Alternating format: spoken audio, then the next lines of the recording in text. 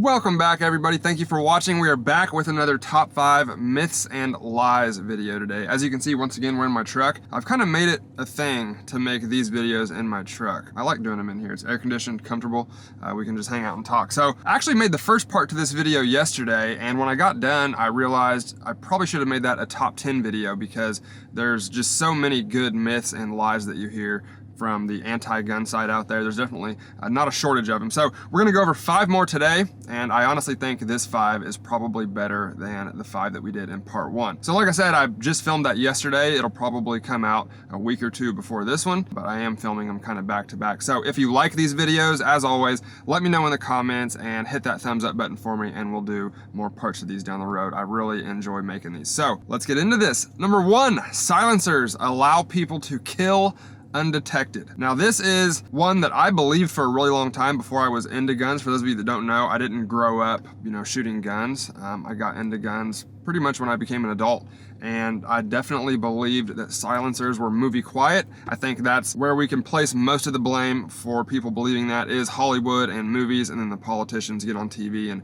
regurgitate that false information. But no, silencers and suppressors are not as quiet as they make them out to be in movies. They're quieter than a unsuppressed gunshot, but they're still pretty loud with a couple exceptions. But there's no way that you could shoot a suppressed gun and people around you wouldn't hear it. They're just not that quiet. So like I said, movies over the years have portrayed silencers as these magic tools that completely mute the sound of a gunshot. There's actually a scene in one of the John Wick movies, I can't remember which one it is, but they're having a gunfight, like walking in a super crowded area, and they're kind of like hiding their guns and shooting at each other, and all these people that are around have no idea that it's going on. So there's a bunch of movies that have scenes like that, and it's obviously super inaccurate, could never happen, and I understand movies have to take dramatic liberty sometimes to make things, seem cooler than they really are. But the problem is these politicians and stuff, it seems like sometimes they get their information from these movies because the opinions and information that they have on a lot of this stuff is just so factually incorrect that it makes no sense. Honestly, to most people who have never heard a gunshot, I would imagine a suppressed gunshot sounds more like what they would think a unsuppressed gunshot sounds like, because most people have no idea how incredibly loud gunfire really is. And they watch movies where people are having gunfights inside houses and talking to each other during the gunfight, and you think that it's kind of like a firecracker or something. But if you shoot a gun in real life, it is a lot louder than most people think it is. And when you put a suppressor onto that, it kind of brings it down to that level that's just hearing safe, but still usually very loud. So that being said, there are a handful of calibers out there that, when suppressed, are almost movie quiet, and it really is incredible to hear. So guns like the 45 ACP, because it's such a heavy, slow bullet, suppress really well. And if you get a high quality suppressor on a 45 caliber handgun, it can be super quiet. Obviously the 300 Blackout is another one that was just designed to be suppressed. And again, that's a rifle caliber that's going at subsonic velocities, which is kind of around 1,000 feet per second or so. That's when suppressors really have a humongous advantage, because that bullet isn't breaking the sound barrier downrange like higher velocity rounds would. There's also some like heavy 9mm subsonics. There's subsonics in a lot of calibers that suppress much better than the supersonic rounds, but when you take velocity off of a lot of these calibers, you really are compromising, the strength of that bullet. The main purpose of suppressors with civilians is actually to help the shooter preserve their hearing. And God forbid, if you ever had to use a gun in like a home defense situation, a suppressor would help you to not go completely deaf and blind after the first shot, and help you kind of get through that situation a little bit better. Also, you have kids and family members in the house and stuff like that. A gunshot inside of a house would be ridiculously loud, and a lot of people don't realize that it would render you almost blind and deaf immediately most of the time, whereas a suppressor will mitigate a lot of that sound and muzzle flash and kind of allow you to keep your senses during a home invasion or a self-defense shooting inside of a house. And again, they're not magic. They don't make a loud gunshot completely silent. And by the way, I wasn't hating on John John Wick. That's a badass movie. I'm actually gonna put my sunglasses on. I'm not trying to be that douchebag with sunglasses on, but it's super bright out here. So yesterday's video, I was squinting the whole entire time, and when I got home and watched it back, I realized that my eyes were like this big the whole entire video. And by the way, while we're on it, no, I don't smoke weed. I keep getting these comments. I've been getting them for like a year straight. Every time I make a video, well, not every video, but there's a lot of videos of mine where people are just like, dang, this dude is super high. Look how high this dude is, and all this funny comments. I don't smoke weed at all. I don't. I just don't. I've actually had some people defend me, and it's hilarious because I've had I don't know who it was, but I can't remember. But I had a comment one time. Somebody said, dang, look, how much weed did this guy smoke before the video? And then one of my supporters, I guess, responded and said, he's obviously high, but he's not going to admit that to us because he's shooting guns. So he was kind of sticking up for me, and even he thought that I was baked during the video. All right, number 2 on our list is the gun show loophole. Yes, the entire thing is a myth. So this is one that I continue to hear every time there's a tragic event or the gun debate gets brought back up for some reason. The gun show loophole is still like the forefront of the argument on CNN and channels like that, where they obviously are misinformed or just refuse to present the facts. The gun show loophole is this myth that at gun shows you don't have to undergo the same laws and requirements that you do at a gun shop when you go to buy a gun. So what they're referring to is private sales, which has nothing to do with a gun show. Private sales are legal in the United States with guns, like they are with pretty much anything else. And if you want to sell a gun that you have to a friend or a family member or someone like that, you don't have to undergo a background check. In most states, in some states you still do have to like take it to an FFL and they'll do a background check, but most places you can just sell your guns, you know, privately, and you don't have to do the background check. So at gun shows, when people do private transactions, it's the same laws as if you were in your driveway or, you know, in the parking lot at the mall or whatever. You can sell a gun without the background check. Now, if you buy guns from a vendor at a gun show, you're still supposed to present all the information and fill out the forms and do the same thing you would do at a gun shop. So this whole media sensation with the gun show loophole is kind of funny because it's all BS. There's really no truth to it. So no, gun shows don't get to just inherently break the law because they're a gun show. They still have to sell guns the legal way,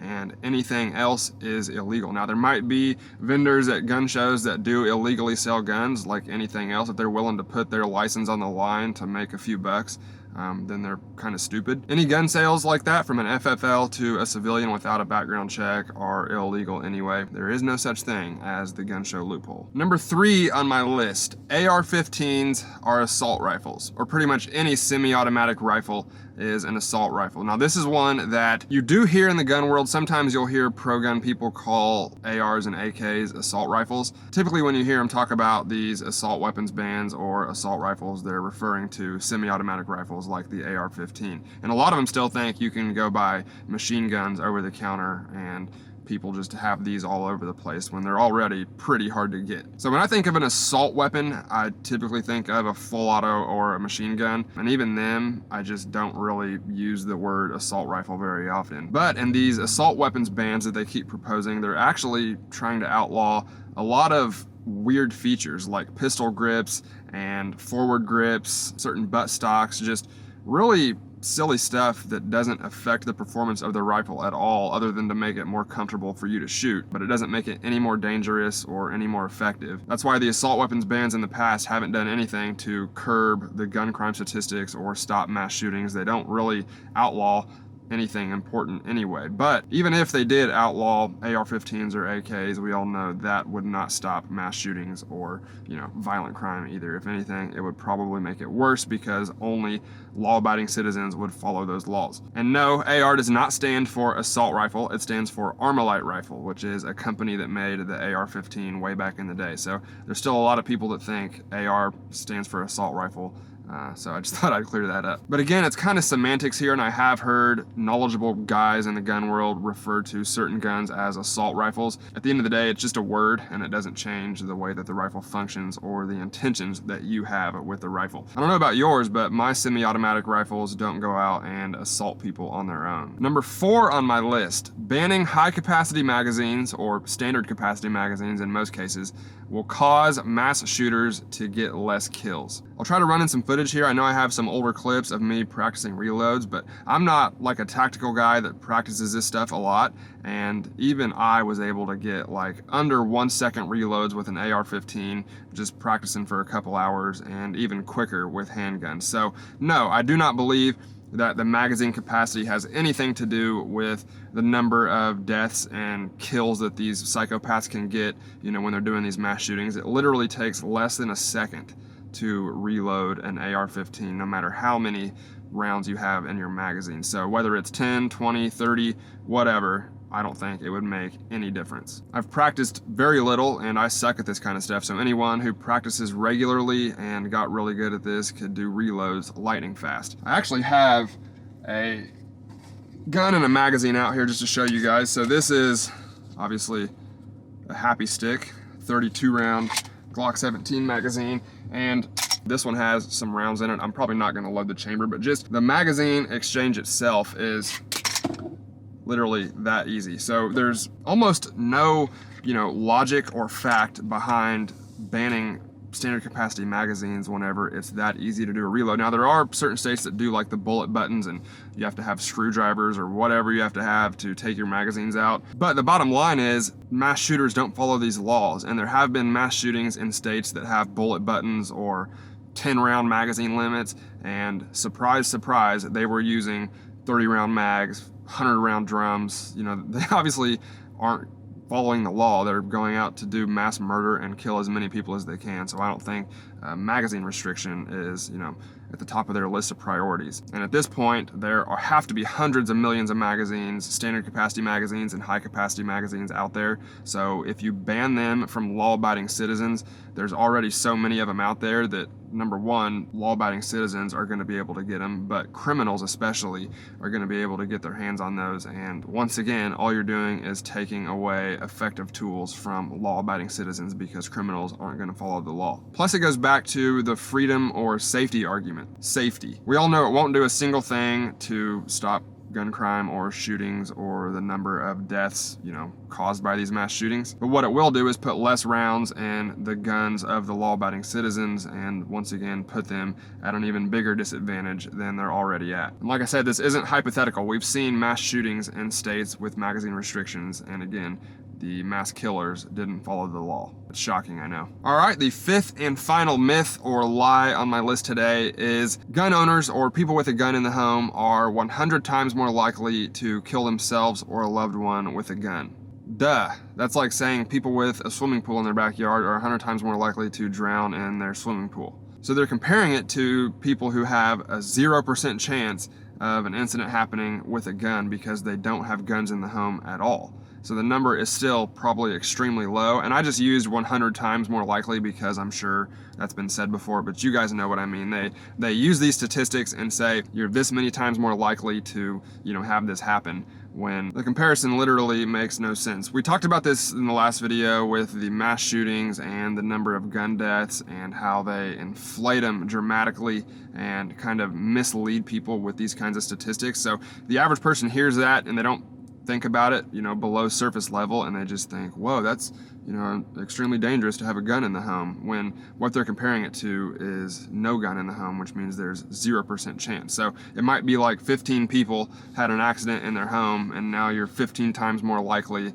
than the people without a gun. So you got to watch out for these kinds of numbers because they're usually misleading and sometimes even completely incorrect. Personally, I think it's a much bigger risk to not have a gun in the home and need it one day. That is a situation that I would never want to be in. So I will say it's obviously important to be responsible with your guns and teach everyone in the house gun safety and all that stuff, but guns aren't ticking time bombs that just go off and kill people on their own. So keep that in mind. But I think that is going to do it for me today, guys. Thank you all for watching. I hope you enjoyed this video. Like I said, I have a blast making these videos. I really do enjoy it. If you guys enjoy them, please let me know in the comments below, and I'll keep doing them because, like I said, it is a lot of fun. So if you like this video, guys, please hit that like button for me. I'd really appreciate it. Thank you all for watching, and I'll see you next time.